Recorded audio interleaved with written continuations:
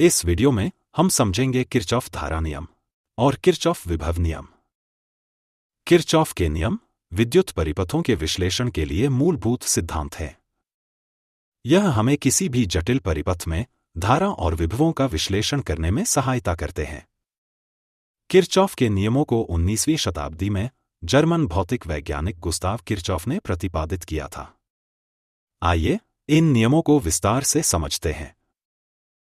Kirchhoff धारा नियम कहता है कि किसी भी विद्युत परिपथ में किसी संगम बिंदु अर्थात नोड पर आने वाली कुल धाराओं का बीजगणितीय योग 0 होता है। कहने का तात्पर्य यह है कि उस संगम बिंदु पर आने वाली सभी धाराओं का योग उस बिंदु से बाहर जाने वाली सभी धाराओं के योग के बराबर होता है। यह नियम आवेश संरक्षण सिद्धांत पर आधारित है, जिसका अर्थ है कि कोई भी आवेश किसी नोड पर संचित नहीं होता। आइए इसे एक उदाहरण से समझते हैं। मान लीजिए कि एक विद्युत परिपथ में विभिन्न दिशाओं से 5 धारा तत्व I1, I2, I3, I4 और I5 प्रवेश कर रहे हैं और एक बिंदु पर जाकर मिलते हैं। इस बिंदु को हम संगम बिंदु कहते हैं। किरचॉफ नियम के अनुसार इस बिंदु पर कुल धारा 0 होती है, क्योंकि संगम बिंदु पर मिलने वाली आने वाली धारा का योग बाहर जाने वाली धारा के बराबर होता है। उदाहरण के लिए इन 5 धाराओं में से 3 धारा I1, I2 और I3 नोड में प्रवेश कर रही हैं और 2 धारा I4 और I5 नोड से बाहर जा रही हैं। इसे गणितीय रूप में इस प्रकार दर्शाया जा सकता है। आने वाली धारा को धनात्मक और बाहर जाने वाली धारा को ऋणात्मक माना जाता है। समीकरण को हल करने पर हम पाते हैं कि आने वाली धाराओं का योग बाहर जाने वाली धाराओं के बराबर है और यही किरचॉफ धारा नियम कहलाता है। अब बात करते हैं किरचॉफ के विभवांतर नियम की। यह नियम कहता है कि किसी भी बंद लूप में सभी विभव हानियों का बीजगणितीय योग सदैव 0 के बराबर होता है।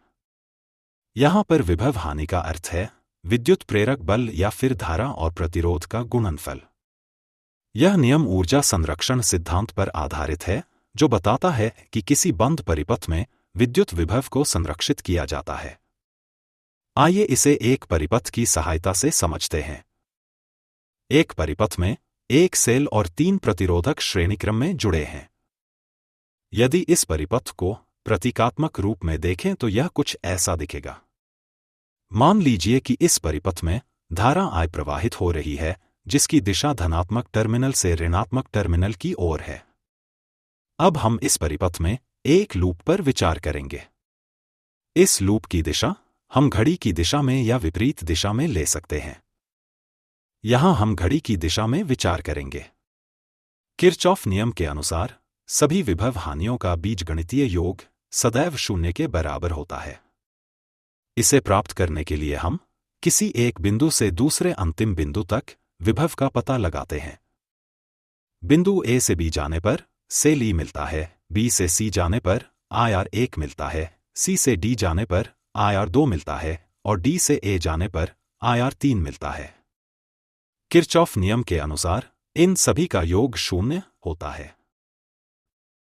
हमें इस बात का ध्यान रखना है कि अगर लूप में चलते हुए सेल का ऋणात्मक टर्मिनल पहले आए तो उसे ऋणात्मक मानना है और धनात्मक पहले आए तो धनात्मक मानना है।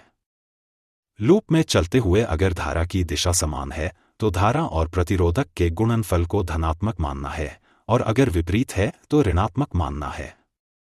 जैसा कि हम देख सकते हैं, हम परिपथ में धारा की विपरीत दिशा में चल रहे हैं, इसलिए हम धारा और प्रतिरोधक के गुणनफल को ऋणात्मक मानेंगे। साथ ही लूप में चलते हुए पहले हमें सेल का धनात्मक टर्मिनल मिल रहा है, इसलिए हम सेल को धनात्मक मानेंगे।